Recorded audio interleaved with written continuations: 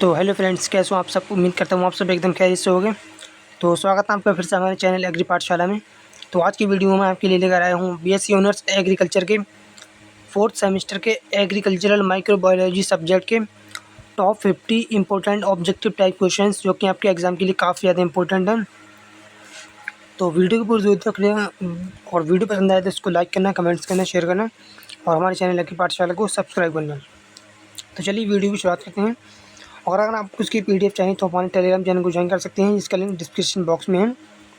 तो इसका पहला क्वेश्चन है, सूक्ष्म जीव विज्ञान के जनक यानी फादर ऑफ माइक्रोबायोलॉजी किसे कहा जाता है। तो उसका आंसर है option number B, Louis Pasteur. लेकिन फादर ऑफ माइक्रोबायोलॉजी के जनक एंटोनी वॉन ल्यूवेनहॉक को भी माना जाता है।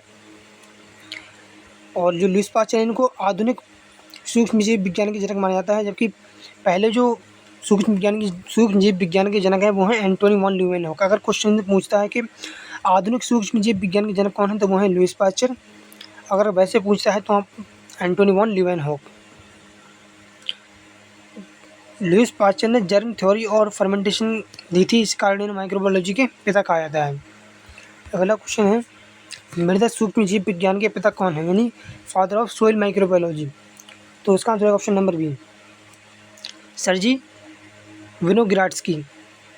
नाइट्रोजन और सल्फर साइकिल पर प्यूनियर वर्क किया था इन्होंने। अगला क्वेश्चन है, राइजोबियम किस प्रक्रिया में मदद करता है। तो इसका आंसर है ऑप्शन नंबर ए, नाइट्रोजन फिक्सेशन। यानी जो राइजोबियम जो बैक्टीरिया होता है वो मृदा में नाइट्रोजन का स्थिरीकरण करता है। राइजोबियम लेग्यूम्स रूट्स में, यानी लेग्यूम्स जो फसलें होती हैं, दलहनी फसलें, उनकी जड़ों में गांठों के रूप में रहता है और नाइट्रोजन को फिक्स करता है। अगला क्वेश्चन है, एजेटोबैक्टर इज़िनी एजेटोबैक्टर क्या है। तो उसका आंसर है option number B, free living nitrogen fixation, यानी स्वतंत्र नाइट्रोजन स्थिरक। अगला क्वेश्चन है, साइनोबैक्टीरिया नाइट्रोजन किसकी मदद से स्थिर करते हैं। तो उसका आंसर है ऑप्शन नंबर ए है, हेट्रोसिस्ट।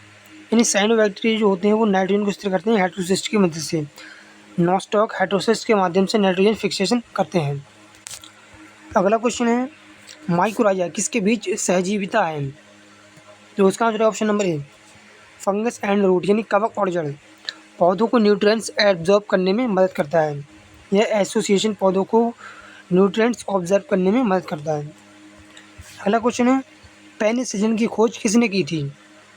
तो इसका आंसर है option number A, Alexander Fleming. यानी पेनिसिलिन की जो खोज की थी वो अलेक्जेंडर फ्लेमिंग की थी। और कब की थी, 1928 में पेनिसिलियम फंगस से खोजी।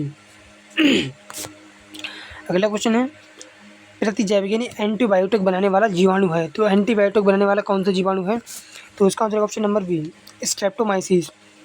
स्ट्रेप्टोमाइसिस से स्ट्रेप्टोमाइसिन टेट्रासाइक्लिन बनते हैं।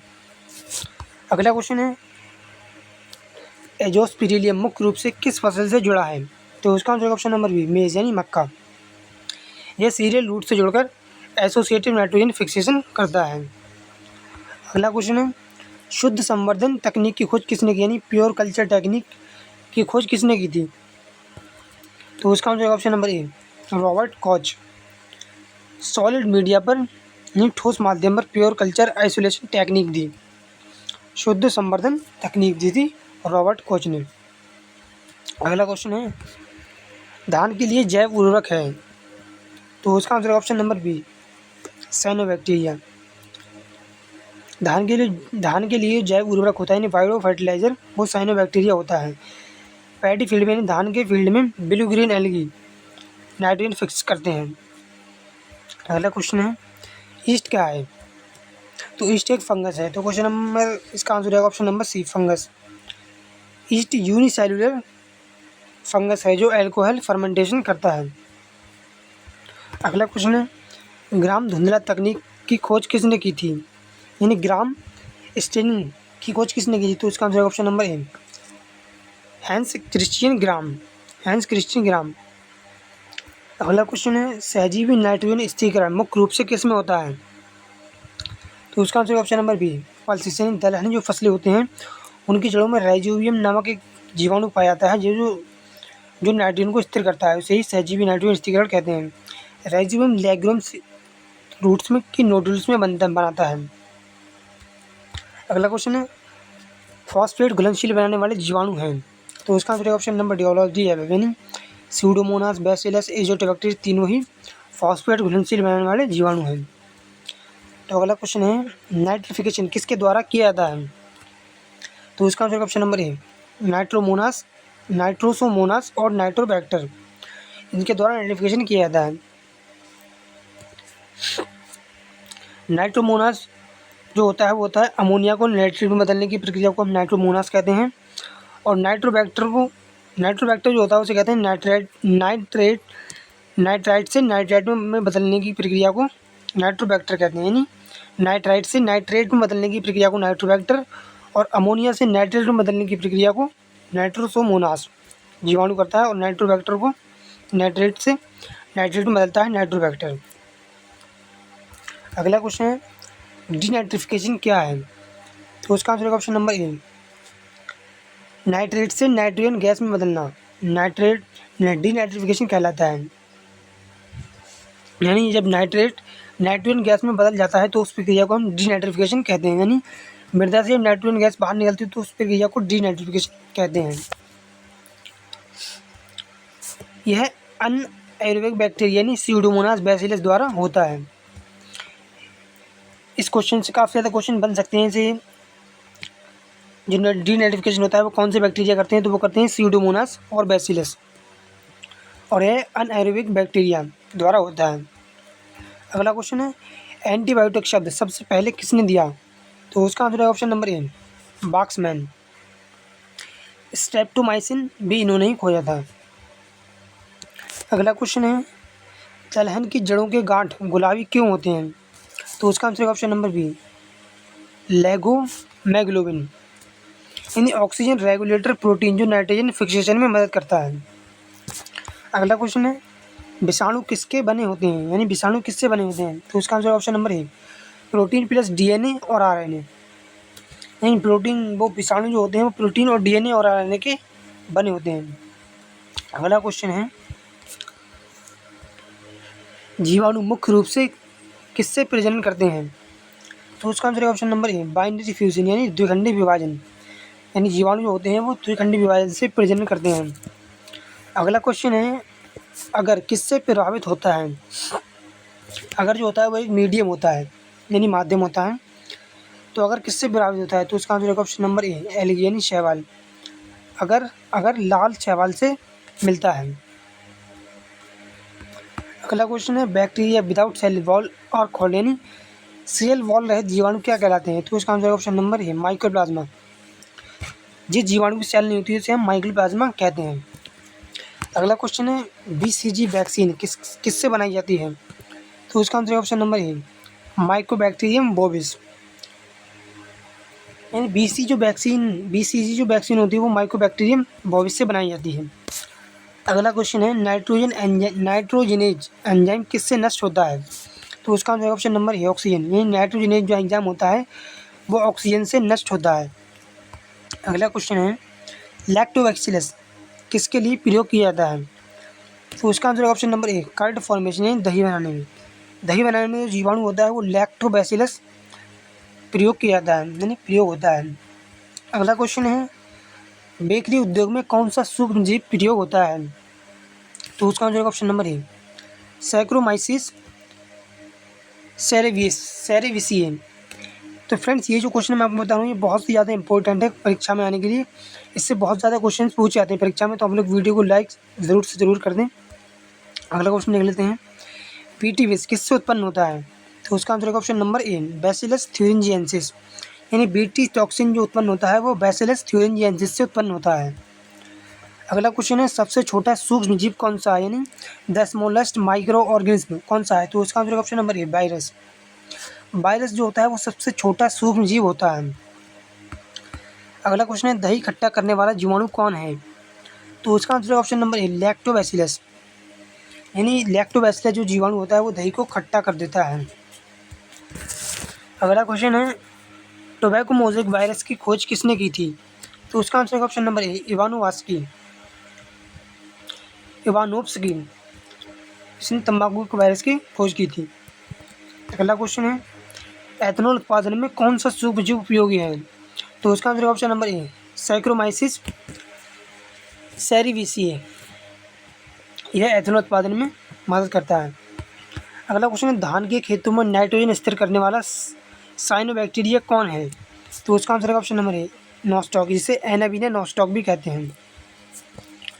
अगला क्वेश्चन है, वायरस शब्द किसने दिया? वायरस जो शब्द है वो किसने दिया?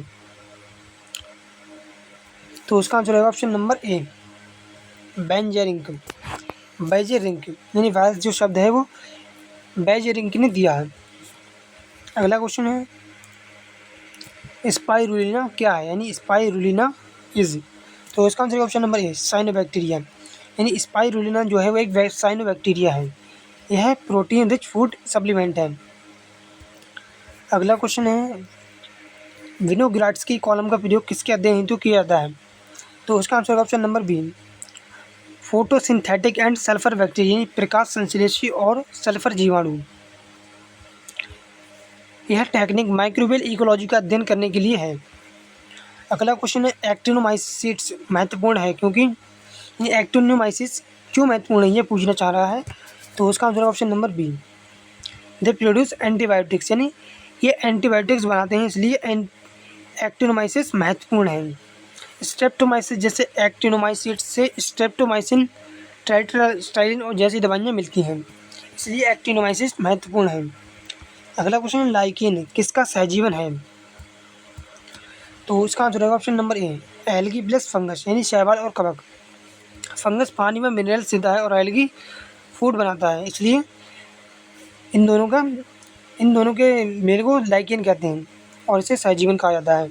सहजीवन वो होता है इसमें दोनों एक दूसरे को लाभ पहुंचाते हैं।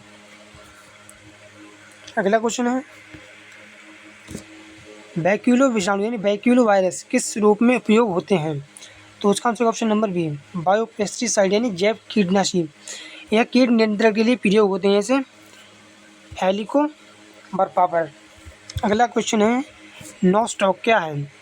तो उसका आंसर ऑप्शन नंबर ए साइनोबैक्टीरिया। नॉस्टॉक एक साइनोबैक्टीरिया है। नॉस्टॉक एक फोटोसिंथेटिक नाइट्रोजन फिक्सिंग साइनोबैक्टीरिया है। अगला क्वेश्चन है, कोच के सिद्धांत किससे संबंधित हैं? तो उसका answer option number B germ theory of disease, यानी रोगाणु सिद्धांत। कोच ने सिद्ध किया कि रोग विशेष जीवाणु से होते हैं। अगला क्वेश्चन है, बीटी टॉक्सिन किसके द्वारा उत्पन्न होता है? तो उसका answer option number A bacillus thuringiensis. BT की ये फुल फॉर्म भी होती है बैसिलस थ्यूरिंजिएंसिस। यह कीड़ों की आंत में जाकर पेस्ट कंट्रोल करता है। अगला क्वेश्चन है, आर्की बैक्टीरिया किसके लिए जाने जाते हैं? तो उसका answer option number A living in extreme condition, है चरम परिस्थितियों में जीवित रहना। ये hot spring, salty lakes, acidic pH में भी सर्वाइव कर सकते हैं। यानी आर्की बैक्टीरिया जो होते हैं वो चरम परिस्थितियों में भी जीवित रह सकते हैं। अगला क्वेश्चन है, सोमैटिक संकरण का अध्ययन किससे किया जाता है? तो उसका answer option number B protoplast fusion, यानी प्लांट बायोटेक्नोलॉजी में प्रोटोप्लास्ट को मिलाकर हाइब्रिड बनाते हैं। अगला क्वेश्चन है, मीथोजेंस का उपयोग किस में होता है? तो उसका answer option number B biogas production, यानी बायोगैस उत्पादन में। मेथेनोबैक्टीरिया मीथेन गैस बनाते हैं। अगला क्वेश्चन है, सैक्रोमाइसिस सेरेविसिए को सामान्यतः क्या कहा जाता है? तो उसका answer option number D all of दिया हुआ, यानी wine east, bakery east, brewers yeast, ये तीनों ही कहा जाता है सैक्रोमाइसिस सेरेविसिए को। यह फर्मेंटेशन, एल्कोहल, ब्रेड और बियर बनाने में उपयोगी हैं।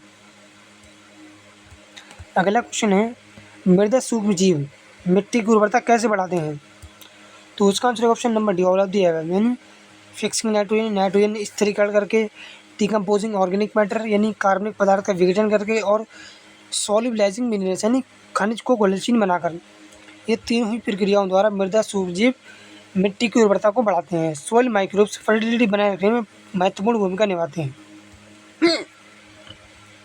अगला क्वेश्चन है, विषाणु रहित पौधे किस विधि से बनाए जाते हैं? तो उसका आंसर ऑप्शन नंबर ए मेरिस्टम कल्चर यानी मेरिस्टम संवर्धन, यानी विषाणु रहित जो पौधे होते हैं यानी वायरस फ्री, वो मेरिस्टम संवर्धन से बनाए जाते हैं। वायरस मेरिस्टेमेटिक टिश्यू तक नहीं पहुंच पाता है।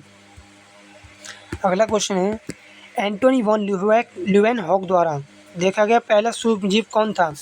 तो उसका आंसर ऑप्शन नंबर ए जीवाणु यानी बैक्टीरिया। उन्होंने सबसे पहले बैक्टीरिया को माइक्रोस्कोप में देखा था। अगला क्वेश्चन है क्वेश्चन नंबर 50 और आज की वीडियो का लास्ट क्वेश्चन है, जैव उर्वरक मुख्य रूप से क्या है यानी बायो फर्टिलाइजर मुख्य रूप से क्या है? तो उसका आंसर ऑप्शन नंबर है लिविंग माइक्रो ऑर्गेनिज्म यानी जीवित सूक्ष्मजीव। बायो फर्टिलाइजर यानी जैव उर्वरक क्रॉप प्रोडक्टिविटी यानी फसल उत्पादकता बढ़ाने के लिए माइक्रोब्स का उपयोग करते हैं। तो फ्रेंड्स, ये थे कुछ बीएससी ऑनर्स एग्रीकल्चर के 4th सेमेस्टर के एग्रीकल्चरल माइक्रोबायोलॉजी सब्जेक्ट के top 50 important objective type questions, जो कि आपके एग्जाम के लिए काफ़ी ज़्यादा इंपॉर्टेंट है। इन क्वेश्चंस में से आपको बहुत ज़्यादा क्वेश्चंस आपको परीक्षा में देखने के लिए मिल जाएंगे, आप देखना। और आप लोग कमेंट्स बॉक्स में ज़रूर बताना कि आप लोगों को इससे हेल्प मिली या नहीं। तो अगर आपकी वीडियो पसंद आई हो तो इसको लाइक करना, कमेंट्स करना, शेयर करना अपने दोस्त, और हमारे चैनल की पाठशाला को सब्सक्राइब करना। मिलते हैं फिर आपसे किसी नेक्स्ट वीडियो में।